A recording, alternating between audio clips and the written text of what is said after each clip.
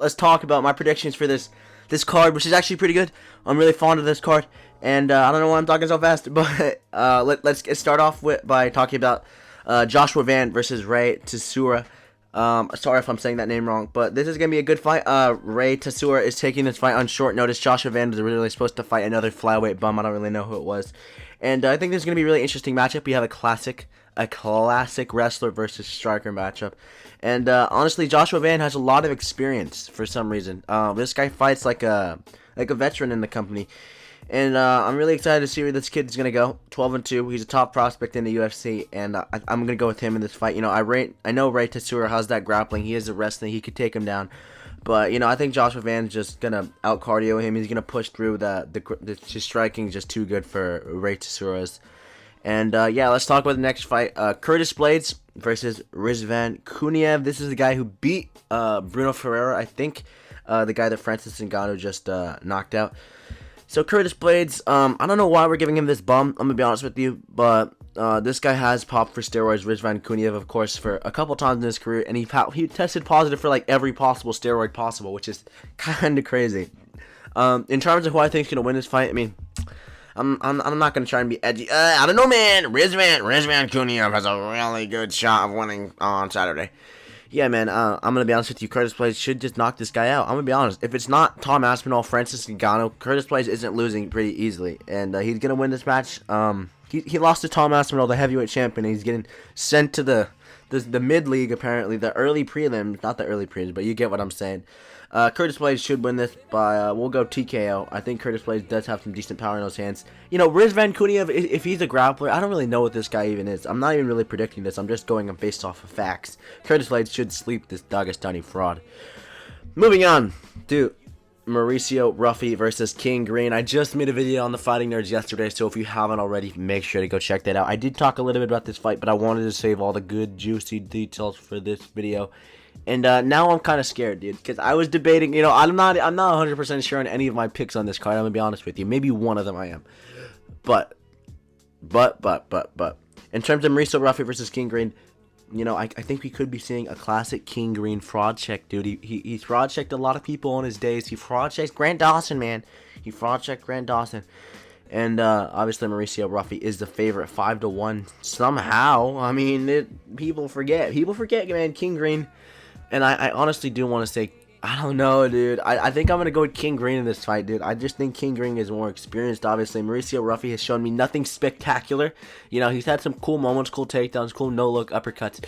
But he didn't look good against Long Top, dude. And you could argue that King Green's chin is cracked. I might be trying to, like, be a little bit edgy here, but I'm going to go with King Green by... We'll go decision, dude. I'm sorry. We're going to go with decision if King Green can last that long. Then we have Amanda Lemos versus Yasmin Luciendo. I'm going to go with Yasmin Luciendo. She's coming up in the rankings, 17-5, which is actually a really good record for a woman. Not going to talk about much other than that. Then we have Jailin Tornor versus Ignacio Bahamondes. This is a very good fight as well. Jailin Turner, obviously 100% finish rate. His last fight was against Manny Moicano, my brother. Ignacio Bahamondes, I think, is coming off that banger of a fight of the year contender at UFC 306. This is a really good fight, and you know, it's gonna be interesting to see if Jailin Tornor can fraud check this guy. Not really a fraud check, but you get what I mean. And I think I honestly am gonna go with Ignacio Bahamondes. Dude, I have to, right? I have to. I'm gonna go with this guy by second round TKO, maybe some ground and pound. Manny Moicano was able to finish Jailin Tornor. Actually, dude, Jailin Turner had Moicano stunned, dude. I just think this is going to be a pretty easy fight for Ignacio Bahamondes. I just get that feeling that Jailin Turner's not going to show up. And then if he loses this fight, he's 14-9, which is kind of shocking to say you're a ranked fighter, but you're 14-9.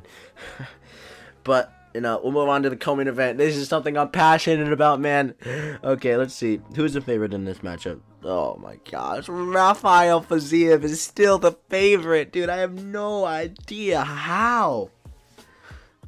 Do people really think Justin Gaethje sucks after one KO loss? I know it was a horrible KO loss, but it's still Justin Gaethje. It's just not highlight Gaethje. As an AZ boy myself, I think Justin Gaethje is going to walk through this guy, and I can, for some reason, I've been having nightmares about this whole card, in particular the main event, but I've also had nightmares about this fight.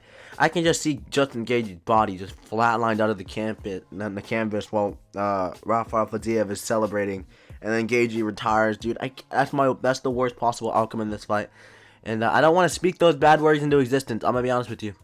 I do not want to speak those bad words into existence. I think Justin Gaethje, those 1-2, then the leg kick, those are really going to get Fiziev. Fiziev got caught by a lot of those and was slowed down in that third round. That's another thing. Fiziev's cardio is not that good, dude. And I rewatched a bunch of Justin Gaethje's fight. Don't forget, dude, this guy has serious knockout power. And he just knocked out Dustin Poirier, and Dustin Poirier just got a title shot. So I think if Gaethje wins this, he should be getting a title shot. And Rafael Fiziev, you know, I understand that this guy is... He's good, or he was good at least. That was 2 years ago, dude. You gotta account for him coming off 2 back-to-back losses, him not fighting in 2 years, him having zero hype whatsoever.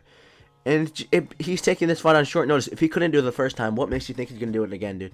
I'm sorry. I don't think Justin Gaethje's gotten that much worse since that last fight. Apparently, he's gonna take a more aggressive approach, which Trevor Whitman has said that, and that's kind of scared me. I'm gonna be honest with you, dude. I can just see Gaethje blitzing in and getting caught by like a hook or something, dude. Dude,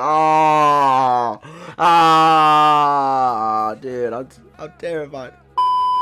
So as I'm editing this, I realize I didn't give an actual fight prediction, but I have Gaethje by 30-27 decision, man. Come on. I'm not feeling my boy like that. All right, let's talk about Magomed Ankalaev versus Alex Pereira. So now, we have the moment we've all been waiting for. The title of this video. What happens if Big Ank? What happens if Magomed Ankalaev beats Alex Pereira? You know, I was hoping to come out here and just tell you straight up. Dude, Alex Pereira is gonna knock this guy out. I will bet my life on that. And I just don't know anymore, dude. I just recently rewatched the Jan Blachowicz fight against Pereira. And I'm not saying Pereira hasn't improved his grappling in the last 2 years. But I don't know, dude. I still don't even know who I want to win, or who was going to win this fight, who my prediction is. And I'm thinking of it just on the spot now because I haven't been able to come to terms with it, because I am a Pereira fan myself. You know, I think it's really cool that someone from my time of the sport is slowly cementing themselves as one of the greatest of all time, and it's been fun to watch his rise. It's been fun to watch his activity. But Big Ank, dude, Big Ank is the perfect fighter to beat him. He has the wrestling, the grappling, the striking. And dude, I don't know. I honestly don't know who is gonna win on this fight, because like I said, I'm a Pereira fan. Alright, I want this guy to win, and if I don't root for this guy, I mean, obviously I'm gonna be rooting for him, but if I don't pick this guy and Pereira actually wins, well then I'm gonna feel real dumb, and I'm gonna feel like a fake fan, because I gotta predict my fighter at all times. But if Magomed Ankalaev wins this fight and I put Pereira, then I'm just gonna feel like a casual for just picking my favorite fighter. So I'm conflicted, dude. I'm so conflicted. Oh, dude. And I think it just comes down to this, dude. How good Alex Pereira's grappling has improved in the last 2 years, dude. How good his cardio has improved. You know, he needs to be 5-round cardio. If Big Ank tires him out, dude, he's cooked. I can just see round 4, Ankalaev just laying on him, and Pereira can't get up. Joe Rogan, it's looking bad, guys. It's looking bad. And 4th round, and it's probably gonna be it for that. So I don't know, dude. I don't know. I'm gonna go with someone who's helped me, who's inspired me to make this channel, dude. I can't doubt this man. My very first video on this channel was predicting this man's fight. Give me Alex Pereira, dude. Give me Alex Pereira. Alex Pereira.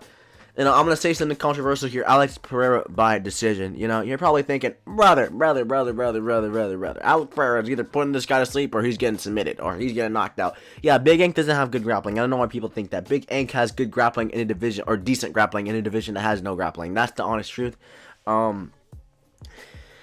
Dude, I wanted to come out here and just tell you Alex Pereira is going to win 100%. And that's not the truth. That's not what I can tell you. Let me see how I actually see this fight going. I don't know. If Pereira, I feel like in the first 2 rounds, Big Ank is he's gonna wrestle him. He's gonna take him down. Alex Pereira is gonna be 2-0 down.